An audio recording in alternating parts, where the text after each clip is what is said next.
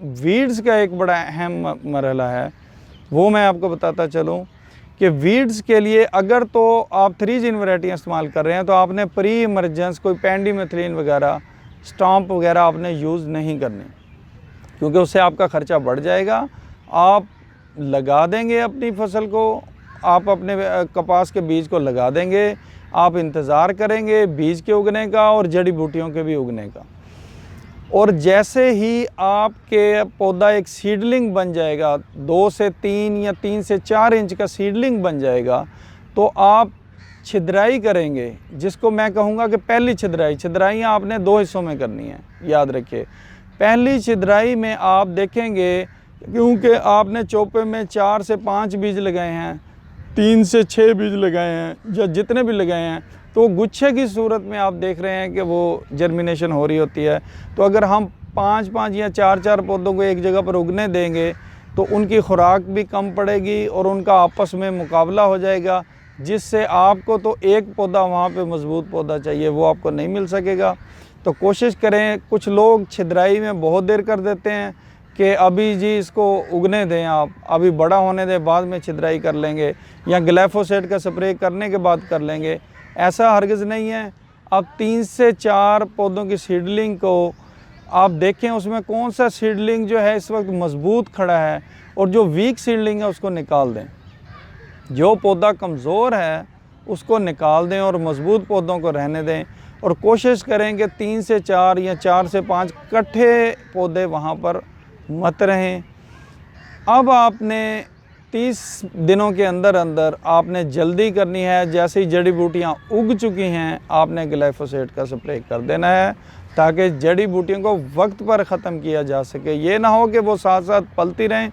अगर हम उनको पलने का मौका दें तो यकीन करें जो नुकसान हम बचाना चाहते हैं, बाद में अगर हम जड़ी बूटियों को मार भी दें तो वो हमारे पौधों की खुराक खा चुकी होती हैं और हमारे पौधों को नुकसान पहुंचा चुकी होती हैं। 30 से 35 दिन के अंदर आप ग्लाइफोसेट स्प्रे करें। हाँ जी, ग्लाइफोसेट स्प्रे करने में एक बड़ी अहम चीज़ आपको बताता चलूँ, आपने आंखें बंद करके ग्लाइफोसेट स्प्रे नहीं करना,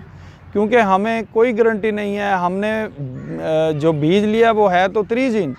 लेकिन हमें अमूमन हमने टेस्ट नहीं करवाया होता उसका, तो हमें नहीं पता था उसमें 3 जीन पूरे हैं भी या नहीं। खुदा न खास्ता अगर उसमें जो जीटी जीन है, जो ग्लाइफोसेट का रेडी का जीन है, वो उसमें मौजूद नहीं है, तो आपके तमाम पौधे ग्लाइफोसेट के साथ मर जाएंगे। लिहाजा पहले आप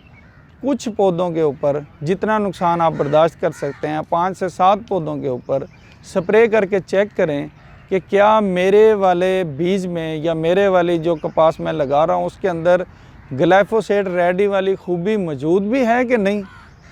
अगर वो 5 से 7 पौधे अगर मर जाएं तो आपने हरगज़ ग्लाइफोसेट का स्प्रे नहीं करना। और जब आपको यकीन हो जाए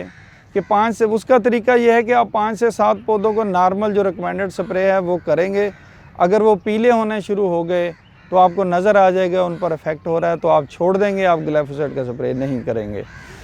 अब आपको यकीन हो गया कि ये ठीक है, तो फिर आप पूरे 30 से 35 दिन के अंदर अंदर, उससे पहले कपास बहुत बड़ी हो जाने से पहले आप ग्लाइफोसेट का स्प्रे करके जड़ी बूटियों को अच्छी तरह ख़त्म कर देंगे। और उसके बाद कोशिश करेंगे कि ग्लाइफोसेट की ज़रूरत दोबारा ना पड़े, क्योंकि जब फसल बड़ी हो जाती है तो उसके टॉप पर ग्लाइफोसेट स्प्रे करने से पौधों के ऊपर अक्सर स्ट्रेस भी आ जाया करता होता है, क्योंकि ये टॉप के ऊपर करने के लिए बहुत सारी दवाइयाँ जो है नहीं बनी है, जीन वहाँ पे असर थोड़ा सा वीक करता है, तो वो नुकसान आप अपना ना करें। इन केस आपका पहली दफ़ा आपसे अच्छी तरह स्प्रे नहीं हो सका और बहुत सारी जड़ी बूटियाँ फिर भी रह गई हैं, आप देखते हैं कि जनाब फसल आपकी जब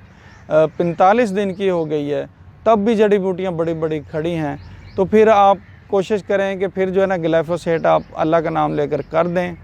तो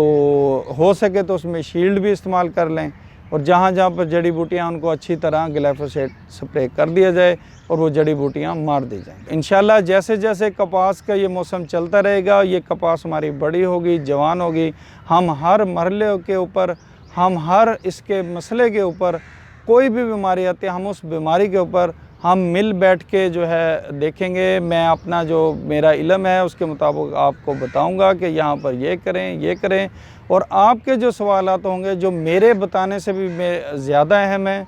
वो आप इस प्रोग्राम में अपने सवालात कर सकते हैं और अगले सेशन में उन सवालात का मैं आपको बाकायदा जवाब दिया करूँगा। तो आपके लिए इजाज़त, डॉक्टर मोहम्मद तौसीफ़, अल्लाह हाफ़िज़।